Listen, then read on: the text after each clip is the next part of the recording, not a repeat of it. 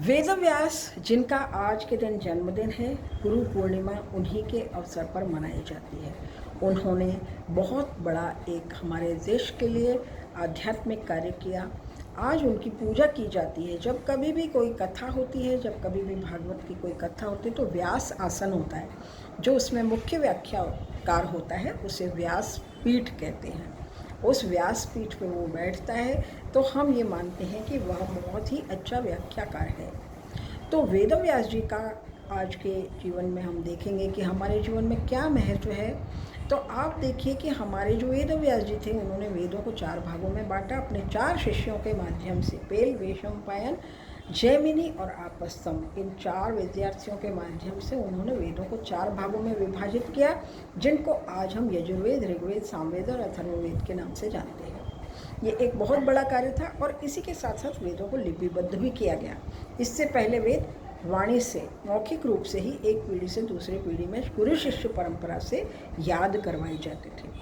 उसके बाद उन्होंने 18 पुराण भी लिखे। उन 18 पुराणों में भारत देश के अलग अलग क्षेत्रों में जिन भी देवताओं का महत्व रहा और जिन भी राजाओं का राज्य रहा, उन सब का उसमें विवरण और उनका इतिहास और उनकी वंशावली और उनके महत्वपूर्ण कार्य और उनकी भक्ति से संबंधित जितने भी कार्य थे उनको लिखा है।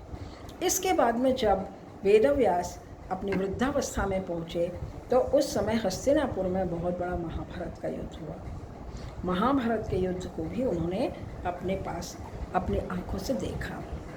ऐसा माना जाता है कि जब महाभारत का युद्ध हो रहा था तो उस समय वेदव्यास कभी कभी हस्तिनापुर में आते थे। अब आपने देखा होगा कि जब उनको कोई याद करता था या कोई संदेश देता था तो वो हस्तिनापुर में आकर और लोगों को सही मार्ग दिखाते थे। अब देखिए, हम ये सोचें कि अगर वो हस्तिनापुर में कहीं से आते थे तो कहाँ रहते थे।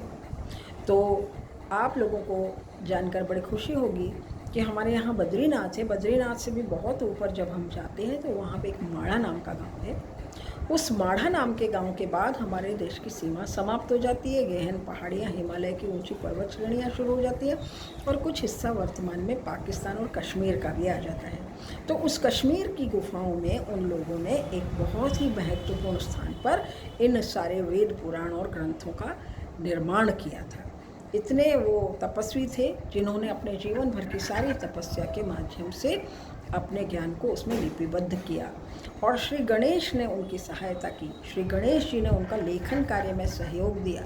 तो महाभारत के समय में जब वेदव्यास ऋषि बार बार बुलाए जाने पे हस्तिनापुर आते थे और यहाँ आकर उन्होंने जो कुछ भी घटनाएं देखी, क्योंकि उनके पास एक दिव्य दृष्टि थी, उस दिव्य दृष्टि के माध्यम से वो वर्तमान की दूर दूर होने वाली घटनाओं को भी देख लेते थे और पूर्व जन्म और पूर्व भविष्य में होने वाली घटनाओं को भी देखने की उनके अंदर इतना बड़ा तप बल था।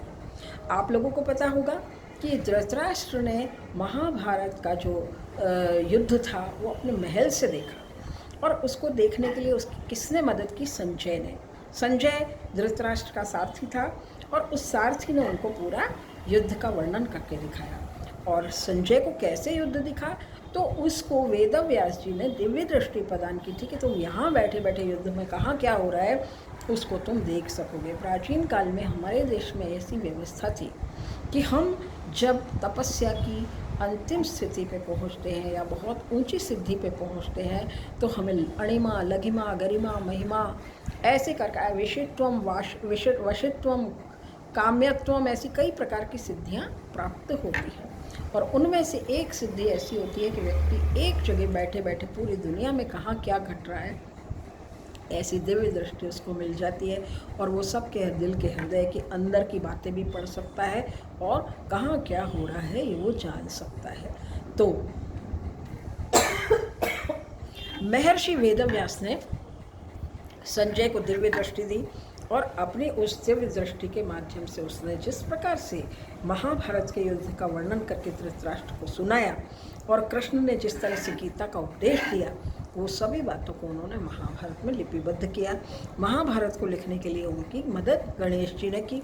गणेश जी ने उनके साथ में पूरा लिपिबद्ध करने का कार्य किया और इस तरह से 18 पुराणों की रचना हुई और साथ में महाभारत की रचना हुई।